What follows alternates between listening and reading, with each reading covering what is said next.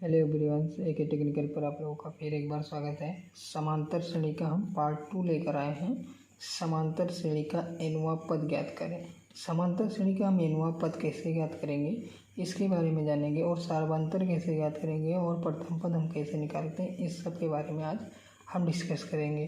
तो हमारा पहला सवाल है AP मतलब समांतर श्रेणी 3/2, 1/2, -1/2, -3/2 डॉट डॉट के लिए प्रथम पद A और सार्वंतर D लिखिए। तो सार्वंतर D और प्रथम पद A हमें निकालना है। तो कैसे निकालेंगे? तो A बराबर हमारा 3/2, जो हमारा समांतर श्रेणी का पहला पद होता है उसे हम प्रथम पद कहते हैं, और जो दूसरा पद होता है दूसरा पद कहते हैं, जो तीसरा होता है तीसरा पद, और जो चौथा होता है उसे चौथा पद कहते हैं। तो हमारा कह रहा है प्रथम पद, तो हम प्रथम पद 3/2 हमारा पहला पद मिल गया। अब हमें सार्वंतर निकालना है। सार्वंतर निकालना है तो सार्वंतर कैसे निकालते हैं? इसका फार्मूला होता है सार्वंतर D से हम प्रदर्शित करते हैं। तो इसका फार्मूला होता है A2 माइनस A1, मतलब दूसरा पद और पहला पद। तो दूसरा पद और पहला पद, दूसरा पद हमारा 1/2 है और पहला पद हमारा -3/2 है। क्योंकि माइनस यहाँ पर है तो माइनस लगेगा, तो हमारा यहाँ पर जो निकलेगा तो -1 आएगा। क्योंकि हमारा हर समान है, अंश हमारा अलग है, तो अंश में से 2 घटाएंगे तो हमारा कितना आ जाएगा? 2 आ जाएगा, और 2 से 2 1 कम 2 काटेंगे तो माइनस कितना आ जाएगा? 1 आ जाएगा। हमारा यही आंसर होता है। पहला सवाल हमारा कंप्लीट होता है। हम दूसरे सवाल की तरफ बढ़ते हैं। दिया है संख्याओं की निम्नलिखित सूचियों में से कौन कौन से AP मतलब समांतर श्रेणी नहीं है। मतलब कौन कौन समांतर श्रेणी नहीं है। यदि इनमें कोई AP है तो उसके अगले 2 पद लिखिए। मतलब कह रहा है कि इसमें संख्याओं की निम्नलिखित सूचियों में से कौन कौन समांतर श्रेणी नहीं है, मतलब समांतर श्रेणी नहीं है। यदि इसमें कोई AP है तो उसके अगले 2 पद लिखिए। अगर समांतर श्रेणी है तो उसके 2 पद लिखिए। तो हम पहला आंसर लिखेंगे। आंसर में पहला पॉइंट लिखेंगे, क्या दिया है? 4, 10, 16, 22 डॉट डॉट डॉट, ये हमें दिया गया है। तो हम पहला सवाल लगाएंगे। तो सार्वंतर हम पहले निकालेंगे, सबका सार्वंतर सबका निकाल लेंगे। सार्वंतर से हमें पता चल जाएगा। तो सार्वंतर लिखेंगे A2 माइनस A1 बराबर, यहाँ पर हमारा A2 कितना है? 10 है, और A1 कितना है? 4 है, बराबर कितना है? 6 आ गया हमारा। और A3 माइनस A2 निकालेंगे तो A3 हमारा 16 है और A2 हमारा 10 है। तो 16 माइनस 10 बराबर कितना? 6। उसके बाद A4 माइनस A3, A4 हमारा 22 है और A3 हमारा 16 है। तो 22 माइनस 16 बराबर 6 आपका आएगा। आप निकाल लीजिए। 22 6 मतलब 16 6 22 होता है। तो हमारा यहाँ पर सार्वंतर जो है वो 6 आ रहा है। तो सार्वंतर जो है हमारा निकला कितना? सार्वंतर हमारा निकला है 6। अब हम पद जोड़ेंगे, अगले पद। मतलब अगर AP में अगले पद, अगले 2 पद का है, तो हम अगले 2 पद अगर हम निकालें तो अगर हम 22 में 6 जोड़ें तो हमारा 28 आ जाएगा। और अगर 28 में हम 6 जोड़ें तो हमारा कितना आ जाएगा? 34 आ जाएगा। तो यहीं पर हमारा ये आंसर होता है। ये हमारा सार्वंतर श्रेणी आता है। ये हमारा सार्वंतर श्रेणी में आता है, क्योंकि ये हमारा सार्वंतर श्रेणी है। उसके बाद हम निकालते हैं दूसरा पॉइंट। दूसरा पॉइंट निकालेंगे। दूसरा पॉइंट हमारा दिया हुआ है 1, -1 और -3, -5 डॉट डॉट, ये दिया हुआ। तो हम सार्वंतर सब में का पहले निकालेंगे। सार्वंतर निकालेंगे। सार्वंतर निकालेंगे कितना? सार्वंतर हमारा D निकालेंगे तो हमारा कितना आएगा? यहाँ पर A2 माइनस A1 निकालेंगे तो यहाँ पर A2 कितना है हमारा? -1 है, और -1 बराबर कितना? -2 हो जाएगा। और A3 माइनस A2 निकालेंगे तो A3 हमारा कितना है? A3 हमारा -3 है, और A2 -1 है, मतलब +1 बराबर -2। तो A4 माइनस A3 बराबर हमारा कितना हो जाएगा, A3 हमारा कितना हो जाएगा। तो यहाँ पर A4 हमारा -5 है, प्लस -3 था तो प्लस हो जाएगा, बराबर यहाँ पर -2। तो हमारा जो सार्वधातुक है, हम आगे कुछ पढ़ते हैं। जो हमारा सार्वधातुक जो हमारा D निकला है वो -2 आया है। तो -2 आया है, तो अब हम समांतर श्रेणी के निकालेंगे AP का अगले दो पद निकालेंगे, तो अगला दो पद निकालने के लिए हम क्या करेंगे कि -5 में हम 2 जोड़ेंगे, प्लस -2 है तो बराबर कितना आ जाएगा, -7 आ जाएगा आपका। -7 में हम प्लस -2 जोड़ेंगे तो हमारा कितना आ जाएगा, -9 आ जाएगा आंसर। अब जो तीसरा पॉइंट है आप लोग खुद ट्राई करें और डिस्कस और कमेंट में हमें आंसर ज़रूर बताएं। हम चलते हैं क्वेश्चन नंबर 3 की तरफ। यहाँ पर दिया AP 2, 7, 12 का 10वां पद ज्ञात कीजिए। तो समांतर श्रेणी का 2, 7, 12 का 10वां पद कैसे निकाल लेंगे, हम यहाँ पर आपको बताते हैं। हल करेंगे हम इस सवाल को, या सॉल्व करेंगे इंग्लिश में। तो हम इसे हल करेंगे तो यहाँ पर दिया है AP बराबर 2, 7, 12 ... यहाँ पर दिया हुआ है, तो ये 10वां पद निकालना है। तो यहाँ पर A बराबर आपको दिया है 2, और D बराबर अगर हम निकालें सार्वधातुक, आप लोगों को हम बताएं सार्वधातुक D बराबर होता है, तो D A2 -A2। तो 7 में से अगर -2 करें तो हमारा 5 आ जाएगा। और हमें AN दिया गया है कितना, 10, AN हमें 10 दिया गया है, हमें निकालना है। AN हमें 10 दिया गया है, AN निकालना है। तो N हमारा कितना दिया गया है, 10 दिया गया है, और AN हमें निकालना है क्योंकि कह रहा है 10वां पद ज्ञात कीजिए। तो हमारा फार्मूला होता है AN बराबर, लिख देता हूँ फॉर्मूला। यहाँ पर फार्मूला होता है AN बराबर A plus N-1 into D। तो यहाँ पर N की जगह पे 10 रखेंगे, और A की जगह पे हमें कितना है, A की जगह पे 2 है, और प्लस N की जगह पे हम 10 रखेंगे -1, और सार्वधातुक हमारा कितना है, 5 है। तो A की पावर 10 बराबर A10, मतलब A10, और 2 यहाँ पर रखेंगे, 9 × 5 = 45 हो जाएगा आपका। यहाँ पर प्लस 9 × 5 = 45, एक घटाएंगे तो 9 × 5 = 45। तो यहाँ पर हमारा A10 बराबर कितना आ जाएगा, 47, मतलब 47। तो AP का 10वां पद 47 है। यही हमारा आंसर आ जाएगा,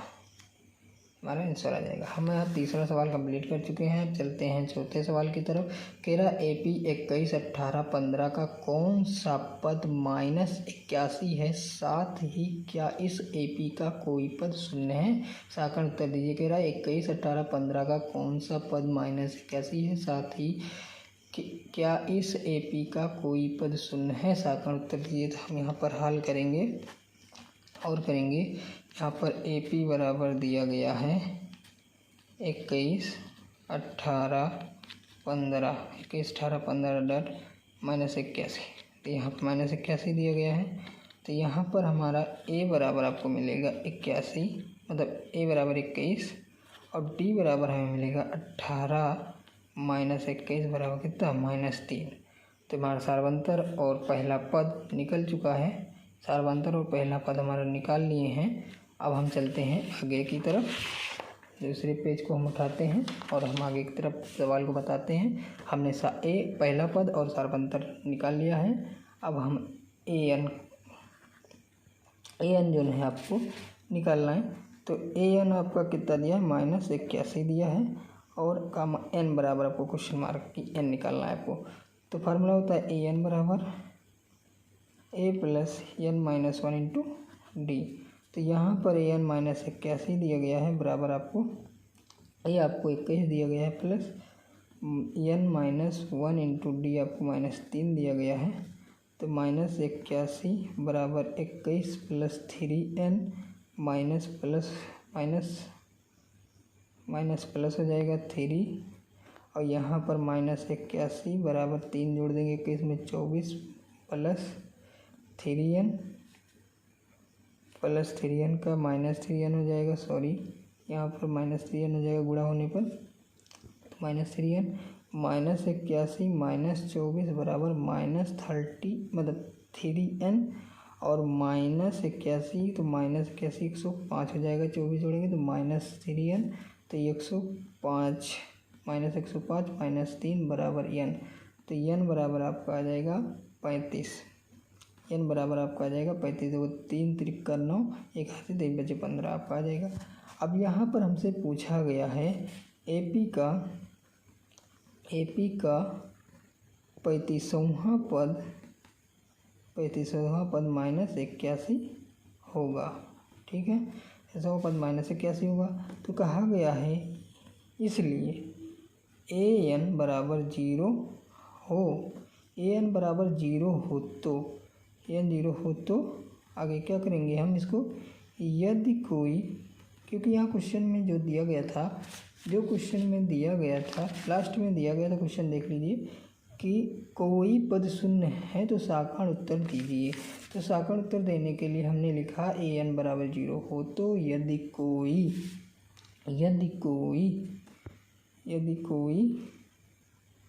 ऐसा n है तो हम यहाँ पर क्या करेंगे, यहाँ पर हम लिखेंगे 21 प्लस n-1 इंटू -3 इक्वल 0 ले लेंगे। तो यहाँ पर n-1 इंटू -3 ऐसे ले लेंगे बराबर इसको 21 को इधर भेज देंगे। तो 21 को जब हम इधर भेज देंगे, अब आगे हम इधर सवाल बता देते हैं आपको, ये वाला इधर भेज देंगे। उसके बाद यहाँ पर क्या हो जाएगा आपका 3n - 3 बराबर 21 हो जाएगा, 3n बराबर यहाँ पर 24 हो जाएगा, उधर 3 जोड़ देंगे तो n बराबर आपको 8 मिलेगा, जब हम काटेंगे तो 8 त्रिक 24। तो यहाँ पर लिखेंगे अतः 8वां पद शून्य होगा, यही आपका आंसर हो जाता है और ये आपका सवाल कंप्लीट हो जाता है। अब हम चलते हैं क्वेश्चन नंबर 5 की तरफ। कह रहा है यदि AP निर्धारित कीजिए जिसका तीसरा पद 5 और 7वां पद 9 है।